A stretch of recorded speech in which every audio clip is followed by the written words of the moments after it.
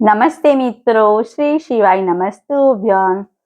તો આપણે ઉત્તરાયણ આવી ગઈ છે, એક જ દિવસ બાકી છે. તો આપણે એ નિમિત્તે આપણે શિંગદાણાની ચીક્કી બનાવીશું અને આપણા શિંગદાણાની ચીક્કી એકદમ પરફેક્ટ રીતે બનાવવાની છે. તો આ વિડીયો જોવાની ભૂલ કરતા નહીં. તો ચલો આપણે ફટાફટ બનાવી લઈએ. તો આપણે શિંગદાણા લીધા છે, એ આપણે 2 વાટકી જેટલા શિંગદાણા લઈશું. શિંગદાણા આપણે ધીમા તાપે શેકવાના છે અને ભલે આપણે 10-15 મિનિટ થઈ જાય તો આપણે સરસ રીતે શેકીશું. બરાબર.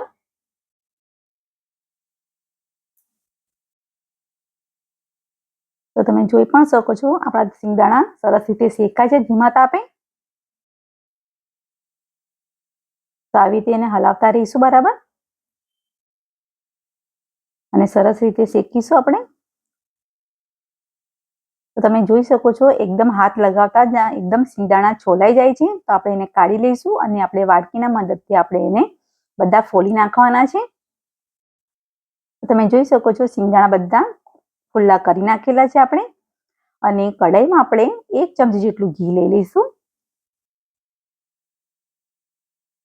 હવે એની અંદર આપણે ગોળ લીધો છે અને ગોળ આપણે એવી રીતે 1 વાટકી જેટલો લીધો છે અત્યારે.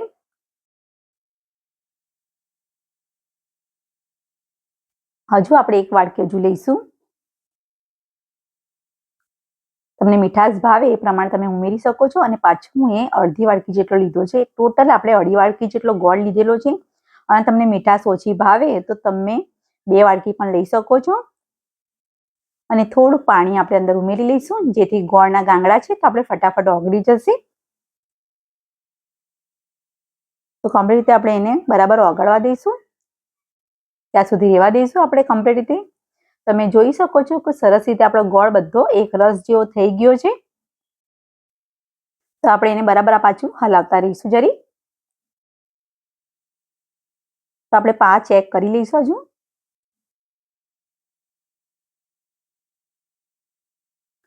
ગરમ છે એટલે આપણે એને બરાબર આપણે એને ઠંડો થવા દઈશું.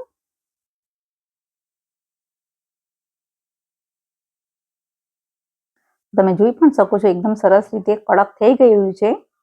તો આપણો પા કમ્પ્લીટ રેડી થઈ ગયો છે. તો એને સ્વાદ આપવા માટે આપણે આ વખતે ચીક્કીમાં આપણે એલચી છે એ આપણે 5-6 લીધી છે અને આપણે બરાબર આપણે ખાંડીને આપણે અંદર ઉમેરી લઈશું એનો પાવડર. અને જે ખાવાનો સોડો છે એ ચપટી લીધો છે આપણે. અને કમ્પ્લીટ રીતે બરાબર આપણે મિક્સ કરી લઈશું. અને શિંગદાણા છે એ બધા અંદર ઉમેરી લઈશું આપણે. અને કમ્પ્લીટ રીતે બધું હલાવી લઈશું. અને હવે આપણે એને નીચે ઉતારી લઈશું. તો તમે જોઈ શકો છો એકદમ સરસ રીતે બધું મિક્સ થઈ ગયું છે. હવે આપણે આપણા ઘરે પ્લાસ્ટિકની થેલી હોય જ છે, આપણે શાક લાવીએ છીએ એ આપણે બરાબર કટ કરીને આપણે એના અંદર થોડું ઘી અંદર ઉમેરી લઈશું. અને બરાબર આપણે આ રીતે લગાવી લેવાનું છે. કોઈની પાસે એવી સુવિધા ના હોય તો આવી રીતે પ્લાસ્ટિકનું કાગળ પણ લઈ શકે છે. હવે આપણે એના અંદર બધું અંદર જે બનાવેલું છે શિંગદાણાનું એ બધું અંદર ઉમેરી લઈશું આપણે. ઠંડુ થાય એના પહેલા આપણે અંદર ઉમેરી લઈશું ફટાફટ.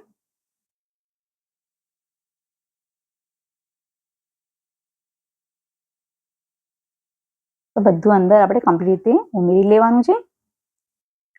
હવે આપણે એને કમ્પ્લીટ બધું ઉમેર્યું છે. તો હવે આપણે એના ઉપર બી આપણે પ્લાસ્ટિકની ઉપર પણ આપણે ઘી લગાવેલું હતું અને આવી રીતે બરાબર થેપીને વેલણથી આપણે બરાબર વણી લેવાનું છે.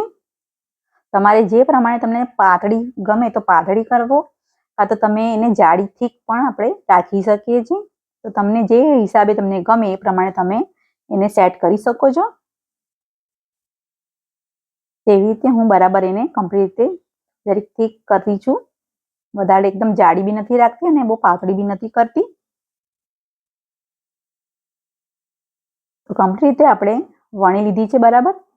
અને હવે સાથે સાથે ગરમ છે તો થોડાક આપણે એને આછા તાપા પણ મારી લઈશું જેથી આપણે કટ કરવામાં એકદમ ફટાફટ વાર નહીં લાગે. તો આપણે અધર એકદમ કટ કરી નાખેલી છે. તમે જોઈ પણ શકો છો એકદમ સરસ રીતે. થોડુંક ગરમ છે તો આપણે એને ઠંડુ થવા દઈશું. તમે જોઈ પણ શકો છો એકદમ સરસ રીતે ઠંડુ થઈ ગયું છે. તો તમને જે હિસાબે તમને ફાવે એ હિસાબે તમે એને બરાબર કટ કરી શકો છો. તો આપણે એ પ્રમાણે આપણે જે પ્રમાણે શેપ મૂકેલા છે એ પ્રમાણે કટ કરી નાખેલા છે આપણે. અને જો તમને મારો આ વિડીયો પસંદ આવ્યો હોય તો પ્લીઝ લાઇક, શેર અને સબસ્ક્રાઇબ કરવાનું ભૂલતા નહીં. Thank you.